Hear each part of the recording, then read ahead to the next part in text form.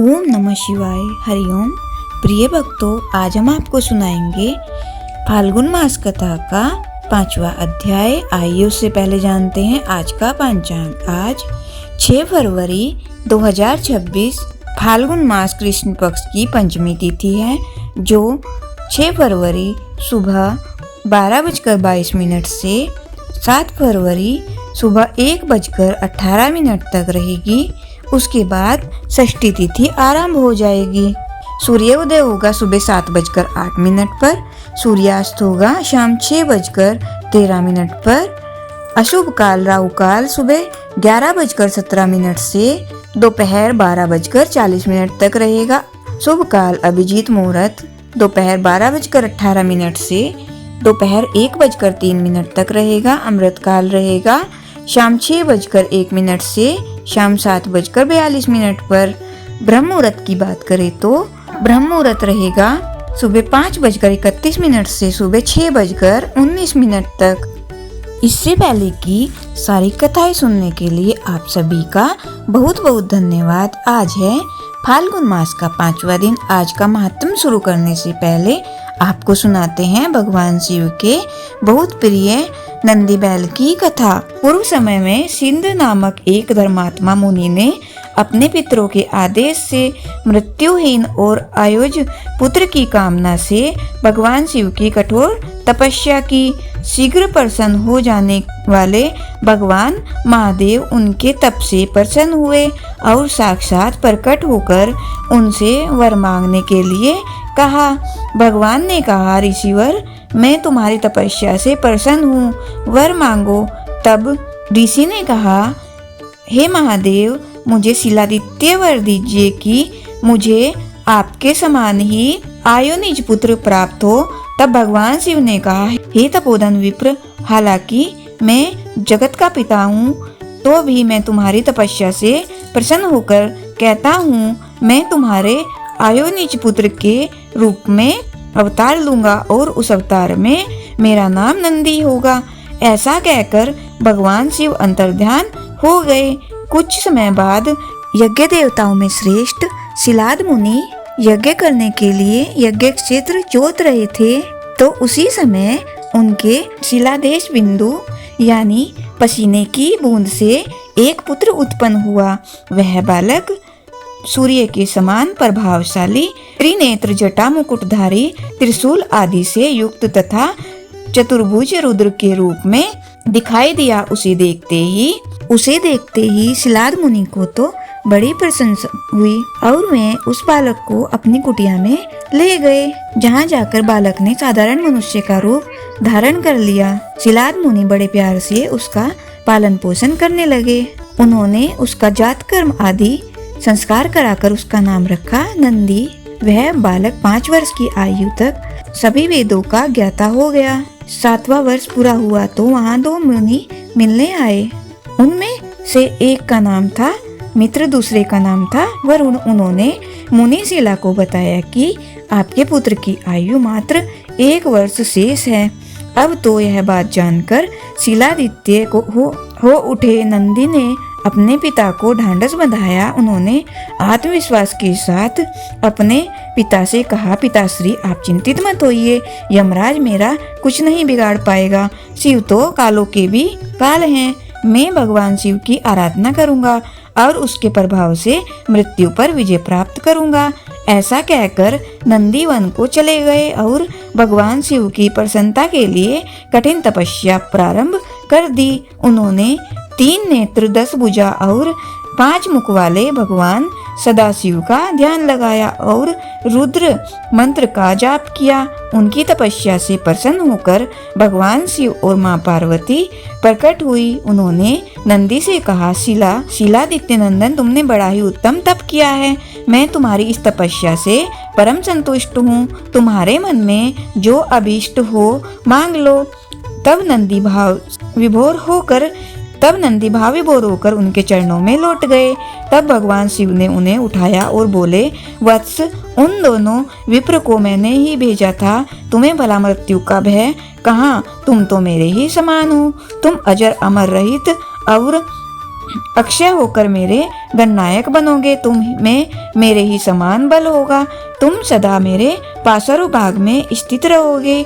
मेरी कृपा से जन्म, जरा और मृत्यु जैसे विकार तुम्हारे शरीर का स्पर्श भी नहीं कर पाएंगे। ऐसा कहकर दयालु भगवान शिव ने अपने गले की कमल माला उतारकर नंदी के गले में डाल दी। उस माला के पहनते ही नंदी 3 नेत्रों और 10 भुजाओं वाले हो गए। फिर भगवान शिव ने अपने गण अध्यक्ष के पद पर उनका अभिषेक किया। साथ ही वरदान दिया कि जब भी भगवान शंकर की कोई भी प्रतिमा स्थापित की जाएगी तो उसके सम्मुख नंदी होना अनिवार्य होगा, वरना वह प्रतिमा अधूरी मानी जाएगी। अब ध्यान देंगे तो पाएंगे कि भगवान शंकर के मंदिर में शिव प्रतिमा के सम्मुख बैठे नंदी महाराज की दोनों आंखें निरंतर भगवान शिव की प्रतिमा पर ही लगी रहती हैं। कहा जाता है कि नंदी के नैनों में भगवान शिव बसते हैं। वहीं नंदी के दोनों सिंगों को विवेक और बुद्धि का आधार माना गया है।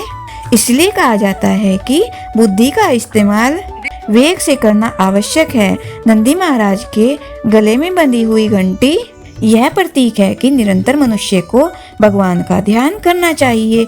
यह तो सभी जानते हैं कि नंदी महाराज के बिना भगवान शिव का मंदिर कभी नहीं बनता, लेकिन हमारे देश में एक ऐसा भी मंदिर है जहां नंदी महाराज के बगैर भगवान शिव का मंदिर बना हुआ है।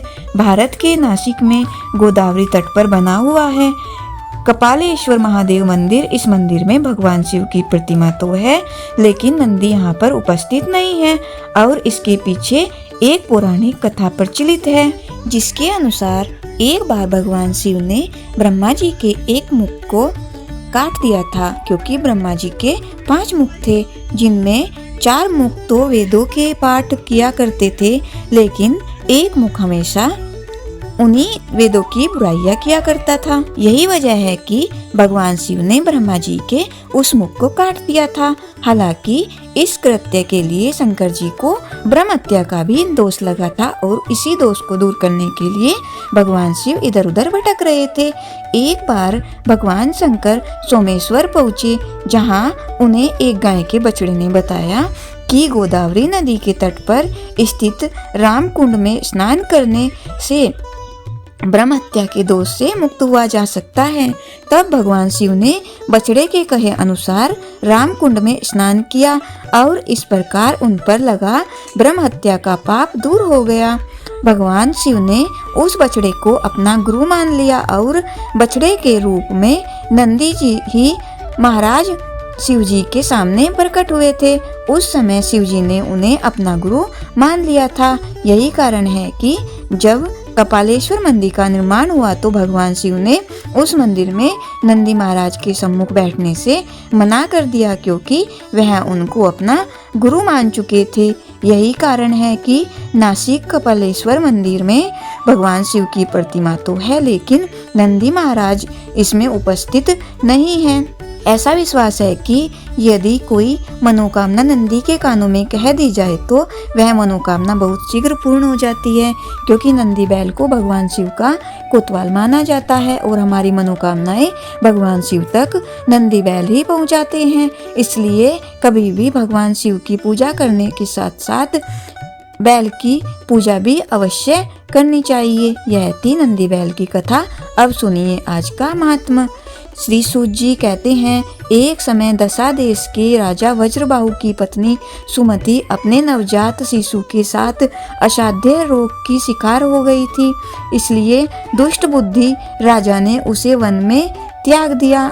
वहां पर अनेक तरह के कष्ट भोगते हुए वह प्रयास पूर्वक आगे बढ़ने लगी। बहुत दूर जाने पर उसने वैश्य का एक नगर देखा, जिसमें बहुत से स्त्री पुरुष रहा करते थे। उस नगर का रक्षक एक बहुत बड़ा महाराज वैश्य था, जो कि पद्माकार के नाम से प्रसिद्ध था। वह दूसरे कुबेर के समान धनवान था। उस वैश्य आज के घर में सेवा टहल का कार्य करने वाली कोई दासी इधर ही आ रही थी। वह दूर से ही राजपत्नी को देखकर उसके पास आई। उसने रानी को देखते ही उसका सारा हाल जान लिया। वह पुत्र सहित अत्यंत कष्ट भोग रही थी।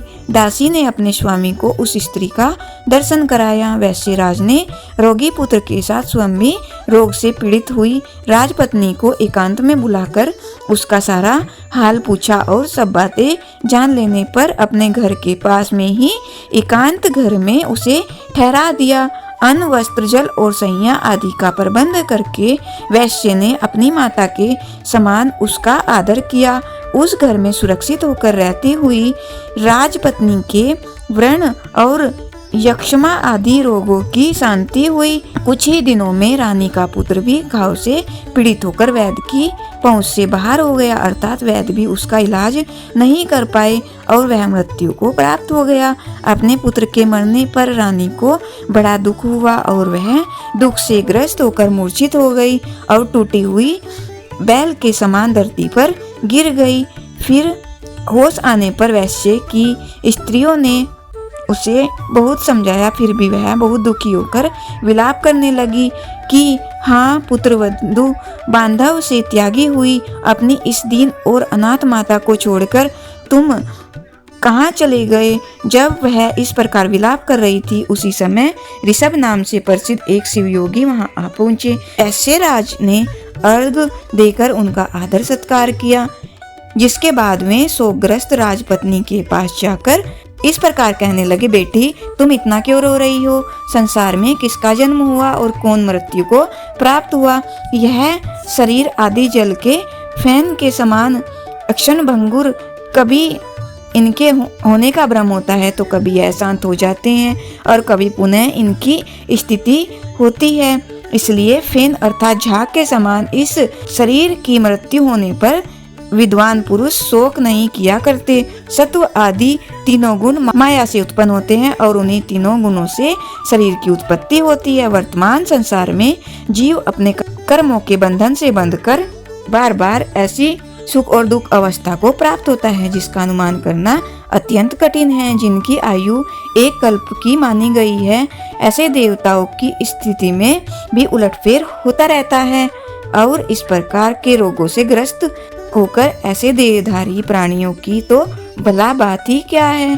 कोई काल को ही इस शरीर की उत्पत्ति कारण बताते हैं, कोई कर्म को और कोई गुणों को इसका कारण मानते हैं। वस्तुतः काल, क्रम और गुण तीनों से ही शरीर का आधान हुआ है। इसलिए अगर तुम जन्म, बुढ़ापा और मृत्यु को जीतना चाहती हो तो मृत्यु को जीतने वाले सबके ईश्वर भगवान उमापति की शरण में जाओ। तभी तक मृत्यु का घोर भय है और जन्म तथा मृत्यु जरावस्था का भय है।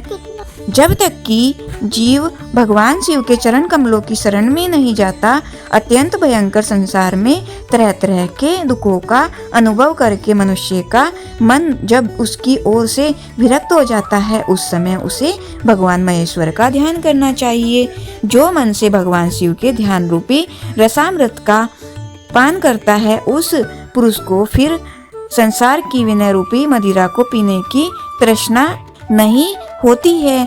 इस प्रकार शिव योगी ने अनुनय पूर्वक जब रानी को समझाया, तब उसने उन्हीं को गुरु मानकर उनके चरण कमलों में प्रणाम करके कहा कि भगवान, जिसका इकलौता पुत्र मर गया हो, जिसे प्रिय बंधुओं ने त्याग दिया हो और जो महान रोग से अत्यंत पीड़ित रहती हो, ऐसी मुझ अभागिनी के लिए मृत्यु के सिवा भला दूसरी कौन गति है। इसलिए मैं इस शिशु के साथ ही प्राण त्याग देना चाहती हूँ।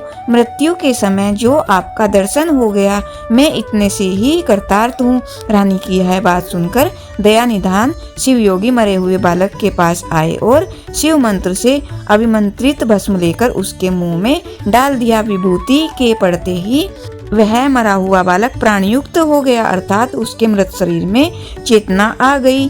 तब उसकी इंद्रियों में पहले की तरह शक्ति आ गई और वह दूध पीने की इच्छा से रोने लगा। तब नेत्रों से आनंद के आंसू बहाती हुई रानी ने झपट कर अपने बालक को अपनी गोद में उठा लिया, उसे छाती से लगाकर अपूर्व आनंद में डूब गई।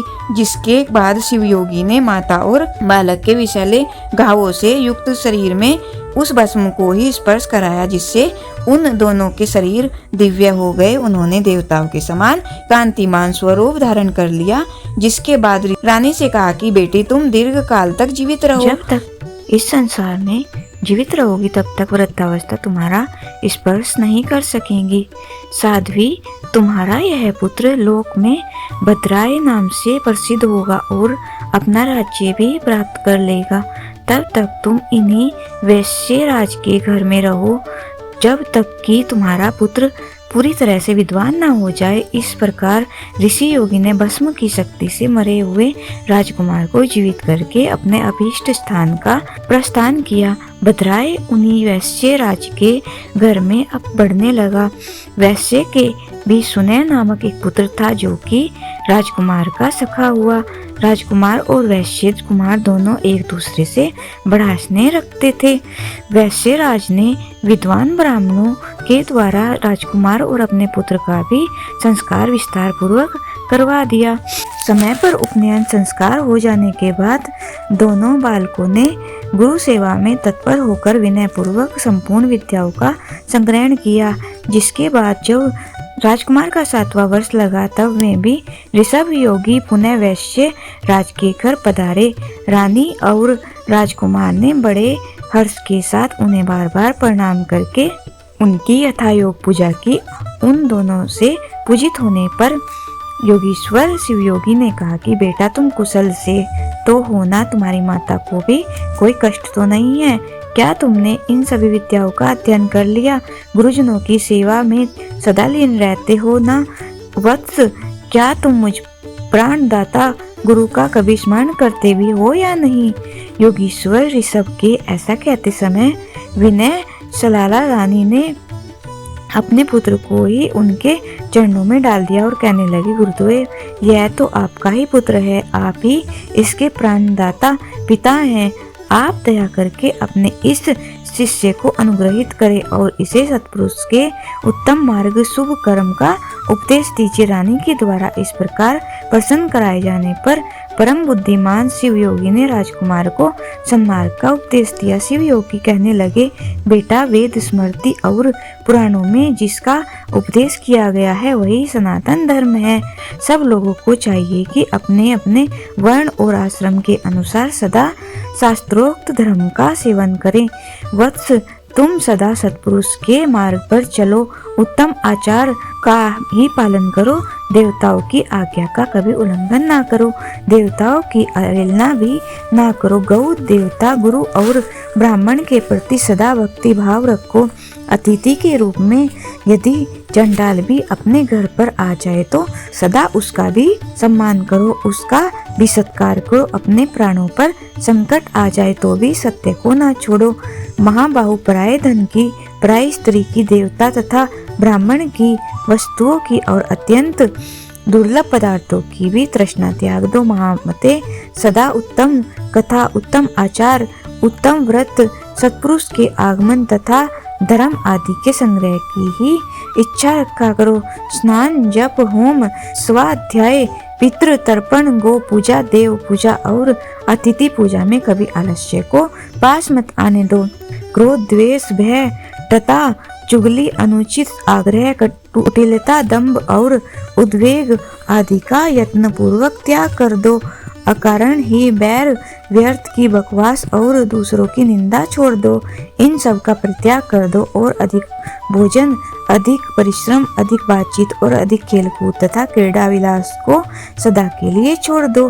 ब्रह्म मुहूर्त में उठकर भली भांति आचमन करके तुम पहले अपने गुरुजी को प्रणाम करो और उसके बाद उमापति भगवान शिव का ध्यान करके लक्ष्मीपति नारायण, ब्रह्मा, श्री गणेश, स्कंद कात्यायनी देवी, महालक्ष्मी, सरस्वती, इंद्र आदि लोकपाल तथा पवित्र यश वाले महर्षि को का चिंतन करो।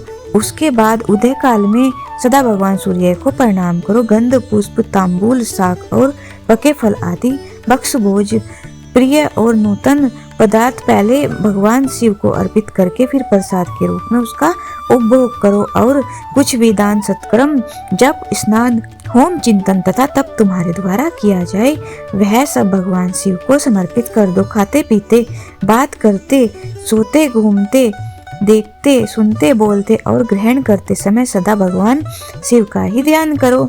प्रतिदिन मंत्र राज पंचाक्षर का जप और ध्यान करते हुए अर्थात ओम नमः शिवाय मंत्र का जाप करते हुए सदा भगवान शिव के चरणों में अपने मन को समाते रहो। वत्स, यह संक्षेप में तुम्हारे लिए धर्म का उपदेश किया गया है। ऋषि शिवयोगी कहने लगे, हे भद्रुयो, पवित्र स्थान में तथा यथा योग्य आसन बिछाकर बैठे इंद्रियों को अपने वश में करके प्राणायाम पूर्वक अविनाशी भगवान शिव का चिंतन करें और फिर शरीर के द्वारा अपने मन को एकाग्र करके शिव कवच के द्वारा अपनी रक्षा करी। ऐसे कहकर ऋषभ योगी ने उस राजकुमार को एक बहुत भारी आवाज करने वाला एक शंख तथा शत्रुओं का नाश करने वाला एक खड़ग दिया। फिर भस्म को अभिमंत्रित करके राजकुमार के सभी अंगों को में लगाया और उसे 12,000 हाथियों का बल प्रदान किया। इसके बाद योगी ने कहा कि वत्स, इस तलवार की धार बड़ी पैनी है, तुम जिसको एक बार इसे दिखा दोगे उस शत्रु की तत्काल ही मृत्यु हो जाएगी तथा तुम्हारे जो भी शत्रु इस शंख की आवाज सुनेंगे वे मूर्छित होकर गिर जाएंगे, अचेत होकर हथियार डाल देंगे। यह खड़ग और शंख दोनों ही दिव्य हैं। इसके प्रभाव से और भगवान शिव के कवच की महिमा से 12,000 हाथियों के समान महान बल से तथा भस्म धारण जनित शक्ति से तुम शत्रु सेना पर अवश्य ही विजय प्राप्त करोगे। पिता के सिंहासन को पाकर इस पृथ्वी की रक्षा करोगे। इस प्रकार माता सहित भद्राय को भलीभांति उपदेश करके उन दोनों ने पूजित होकर योगी बाबा इच्छा अनुसार चले गए। मगध देश के राजा ने राजा वज्रबाहु को युद्ध में हराकर उनकी राजधानी को नष्ट भ्रष्ट कर डाला, उनकी स्त्रियों और गोधन आदि को हर लिया और वज्रबाहु को भी बलपूर्वक बांधकर रथ पर बिठाकर वे शत्रु लोग अपने नगर को गए। इस प्रकार राष्ट्र के विनाश का भयंकर कोलाहल होने पर बलवान राजकुमार भद्रा ने भी समाचार सुना कि शत्रुओं ने मेरे पिता को बांध लिया, मेरी माताओं को हर लिया और दशा देश का राज्य भी नष्ट कर दिया।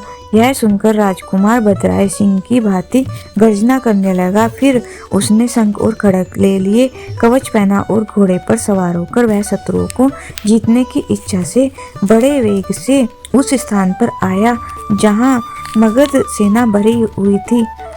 राजकुमार शीघ्र ही शत्रुओं की सेना में घुस गया और धनुष को कान तक खींचकर बाणों की वर्षा करने लगा। राजपुत्र के बाणों की मार खाकर शत्रु भी उस पर टूट पड़े और बड़ी तेजी से भयंकर बाणों द्वारा उसे घायल करने लगे। युद्ध के लिए उन्मत्त शत्रुओं के अस्त्र शस्त्रों की वर्षा से घायल होकर भी धीर वर राजकुमार रणभूमि में जरा भी विचलित नहीं हुआ। वह कवच से पूरी तरह सुरक्षित था। मगध सैनिकों की अस्त्र वर्षा का सामना करते हुए ही वीरवर भद्रयु ने शत्रु सेना में प्रवेश करके बहुत से रथों, हाथियों और पैदल सैनिकों को बड़ी जल्दी ही मार गिराया। रणभूमि में ही एक रथी को सारथी सहित मारकर राजकुमार ने उसके रथ पर अधिकार कर लिया और अपने मित्र वैश्य कुमार को सारथी बनाकर अब युद्ध के मैदान में घूमना प्रारंभ कर दिया। ऐसा लगता था मानो हिरणों के झुंड में कोई शेर घूम रहा हो। तब शत्रु सेना के सभी बलवान सेनापति अपना धनुष उठाए क्रोध में भरकर केवल उसी की ओर दौड़ पड़े। यह देखकर राजकुमार भद्राय उन आक्रमणकारियों के सामने अपना भयंकर खड्ग उठाए उन्हें अपना पराक्रम दिखला के लिए आगे बढ़ा। चमकती हुई विकराल तलवार को देखते ही सब सेनापति सहसा उसके प्रभाव से प्रतिहरा से हाथ धो बैठे। उस रणभूमि में जो सैनिक उस चमचमाती हुई तलवार को देख लेते उन सबकी तुरंत ही मृत्यु हो जाया करती। उसके बाद भद्राय ने शत्रुओं की सभी सेना का नाश करने के लिए अतिशय गर्जना करने वाले उस महान शंख को बजाया। उस शंख ध्वनि को सुनते ही सब शत्रु मूर्छित होकर धरती पर गिर पड़े। अचेत होकर धरती पर पड़े हुए शस्त्रहीन सैनिकों को मरा हुआ मानकर धर्मशास्त्र के ज्ञाता राजकुमार ने उनका वध नहीं किया।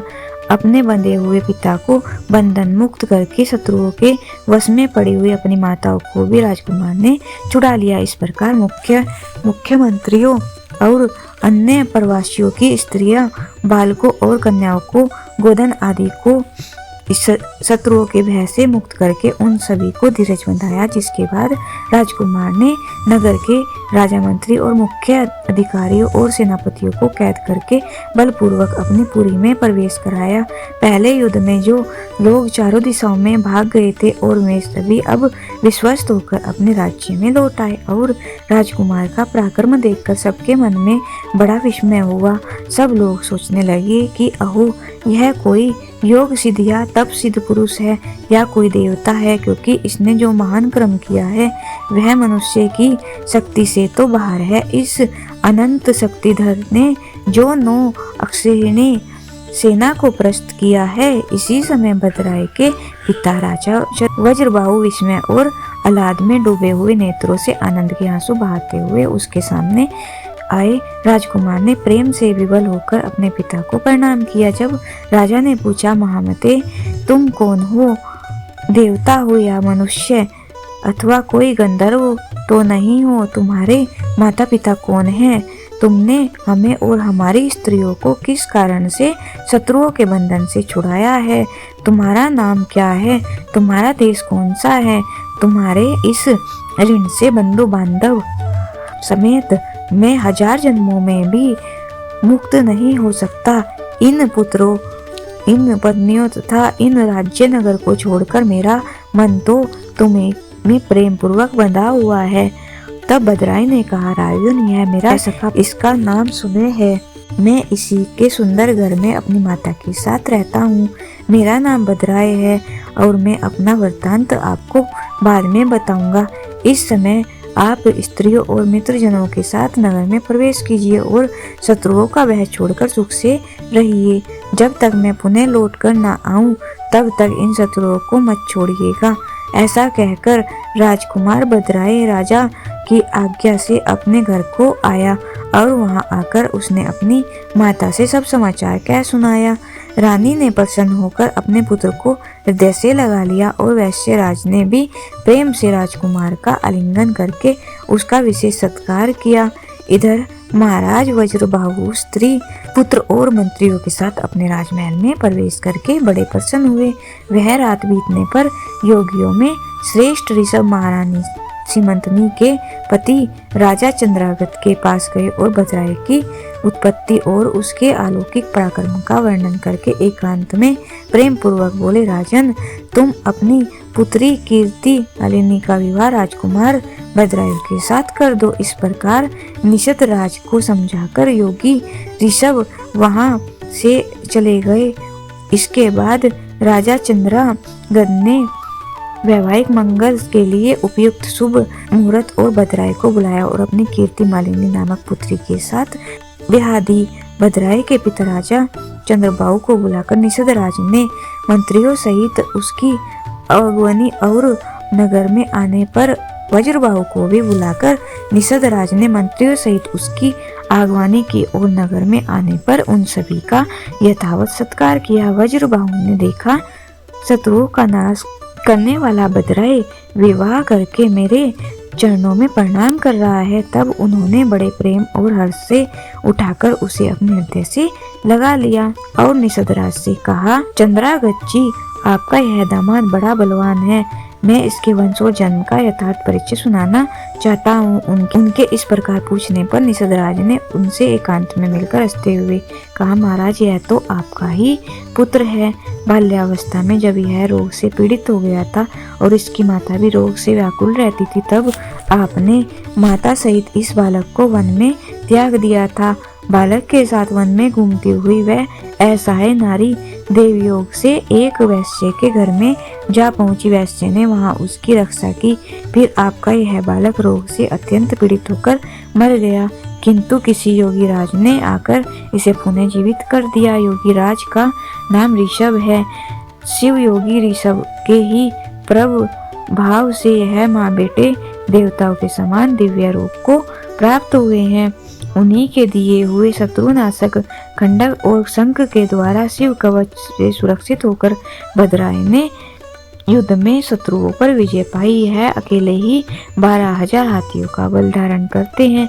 यह सभी विद्याओं से पारंगत और अब मेरे दामाद भी हो गए हैं, अतः आप इन्हें और इनकी पतिव्रता माता को साथ लेकर अपने नगर को जाइए। इससे आप उत्तम कल्याण के भागी होंगे। यह सब बातें बताकर राजा चंद्रा आवास में ठहरी हुई राजा की ज्येष्ठ पत्नी को वहां ले आए और वे वस्त्र आभूषण से विभूषित थी। उन्होंने वज्रबाहु को रानी से मिलाया। यह सब वृत्तांत सुनकर और देखकर राजा वज्रबाहु बहुत लज्जित हुए और मूर्खतावश उनके द्वारा जो अनिश्चित क्रम हो गया था उसकी वे खुद ही निंदा करने लगे। पत्नी और पुत्र के दर्शन से उन्हें बड़ी खुशी हुई और उनके सभी अंगों में रोमांच हो गया और उन्होंने दोनों को हृदय से लगा लिया। इस प्रकार निषदराज से पूजित और प्रशंसक राजा वज्रबाहु ने अपनी बड़ी रानी को, राजकुमार भद्राय को और पुत्रवधू कीर्तिमालिनी को भी साथ लेकर परिवार सहित अपनी राजधानी को प्रस्थान किया। वहां जाकर भद्राय ने समस्त पूर्ववासियों को आनंदित किया और समय आने पर उसके पिता जब स्वर्गवासी हो गए तब युवावस्था में अद्भुत पराक्रमी भद्राय ने ही संपूर्ण पृथ्वी पर शासन किया और ब्रह्म ऋषियों के समीप मगधराज हेमरथ से मित्रता जोड़कर उन्हें अपने बंधन से मुक्त कर दिया। जय भोलेनाथ। आज के इस अध्याय में बस इतना ही। इसके आगे की कथा आप सभी आने वाले अध्याय में जरूर सुनिएगा। बोलिए शिव शंकर भगवान की जय।